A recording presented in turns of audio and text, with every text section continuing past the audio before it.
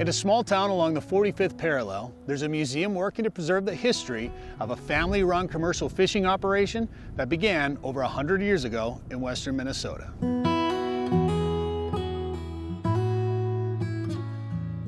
We're with Curt Piechowski at the Lac Parle County Museum, where he's showing us a few of the things he's gathered to tell the story of commercial fishing in western Minnesota and preserve the history of the Piechowski Fish Company. This is my father and my uncles. They're the ones that started the whole process on commercial fishing from Browns Valley. There were 6 of them, and they all worked together. They each had their crew, and we started out of Madison, Browns Valley. We went all over South Dakota, Minnesota. So these are all brothers? They're all brothers, right. 6 of them? 6 of them. And they all did their own operation? But it was a family company. They went in the war, and then they come back out of the war, World War II, and then this Randall brothers had it in Browns Valley in 1920. So throughout that year, then they learned from him. So then they figured, well, there must be a few dollars into this, so we're going to do this on our own. So then all the brothers got together and they started the company, Piechowski Fish Company. And that's where it started. So what year is this then? This is about 1950.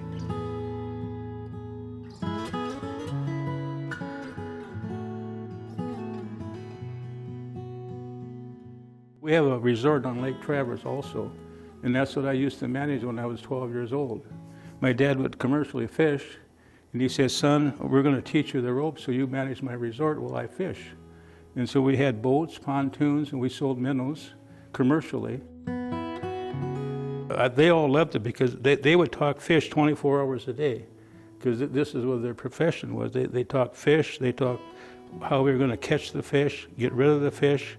But it was cold out there, but then they enjoyed it so much.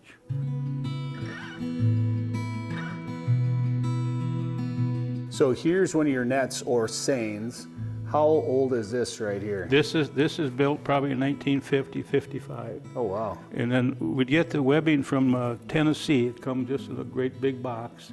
And then we'd have to stretch it out in a Quonset or something, and we'd have to put the corks on. And also we'd have to put the pans on. That's what we call the lead line. Well, I call them pans, but these are the weights. This is the top of the seine, and this is the bottom of the seine. So it would be stretched out, and then we'd have to sew all this stuff on there, stitch all these on there. How long would that take? About 2-3 months to do one seine. That's just a part of it. We'd have over a mile long or 3/4 mile. That's just part of a seine. So your net that you'd set out would be over a mile long? About 3/4 mile. Oh my gosh. They're going to need to build an addition on well, the museum that's why I only brought part of the seine here. Wow. And then we had 6 or 7 seines, different depths. Some would be 20 feet, 15 feet. Like Marsh Lake was a 3-foot lake, so we had to make a 3-foot seine for that lake. When we made the seine, it was just like it was visiting a family reunion. Just like you go fishing with your family, with the 6 brothers and myself, a couple of my uncles and cousins. It would be just, we'd laugh, we'd talk.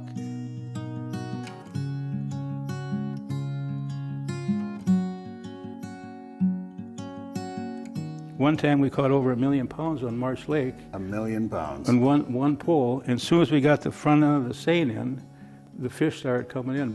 Carp, sheephead. We talked sheephead, buffalo fish, carp, but all the game fish we had to put back because that's a game fish. But it took us 3 days to get those out with dipping by hand.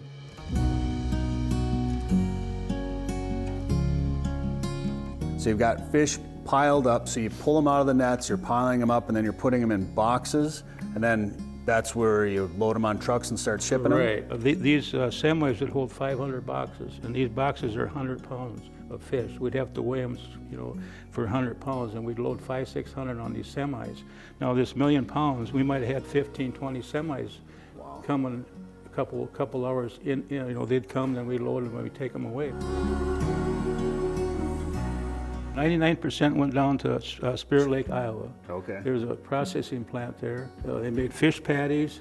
They made fertilizer out of them, fish sticks. Then they made smoked carp out of them. So it's a going business. Yeah.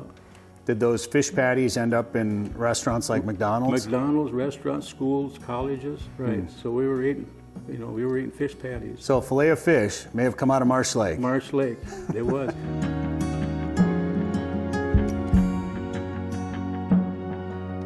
When my dad died in '84, Richard and I, Piechowski, my cousin, we started smoking fish.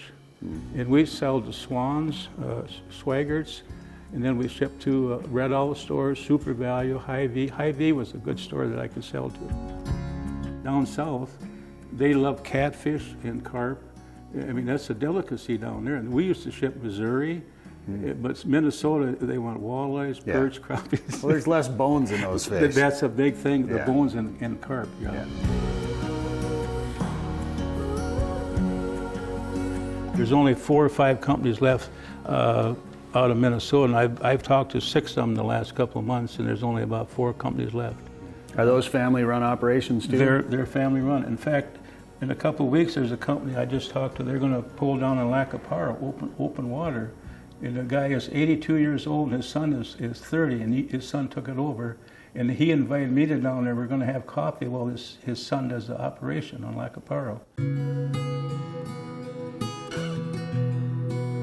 So when did your family get out of the business? It was 1998 when my cousin Richard passed away, and that's when everything folded up.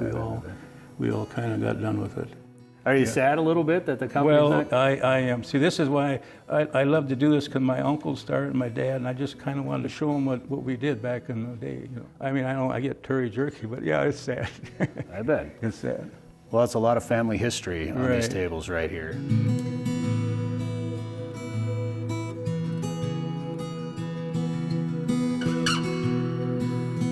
You know, you drive by these small town museums or these small county museums, and you always want to go, gosh, it'd be neat to go in there and check it out. And it's like, I'm busy today, or I don't have time, or I'm on my way to work, or whatever. But people really need to take the time to stop in, because every time I do, I appreciate what I see in there. People now are going to be able to come in here and see your family history with this commercial fishing business. What are they going to be able to see in here? Maybe some ice chisels.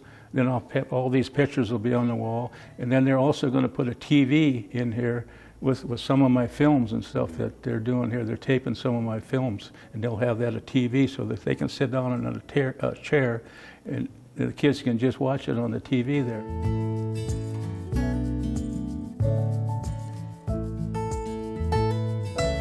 The museum, this part of the museum was built in the 1970s, but the Historical Society started way before that. We have a lot of history that we're collecting and sharing with the people. We do a lot of family research too, so we have a lot of family history records. So a lot of people come to find pictures of their family or family stories. We change our displays quite often so people can see them. And each township, I don't know if you've noticed, has their own booth out there, so they like that. We have the school building, the Robert Bly building. Robert Bly was an author, the first poet laureate of Minnesota. So we have his study out here. He lived right outside of town. And we have a machine shed full of machines. We have a schoolhouse, an old gas station, a log cabin that once was a schoolhouse. There's a lot of interesting things outside. We have a good collection coming in, thanks to Curtis. He's sharing his story, and I think it's going to be a really good story once we get it up. The display is going to be open on, we're having an open house on May 18th. So if anybody wants to come and see the new displays, we're working on a couple different displays. One on farming and then one on the fishing.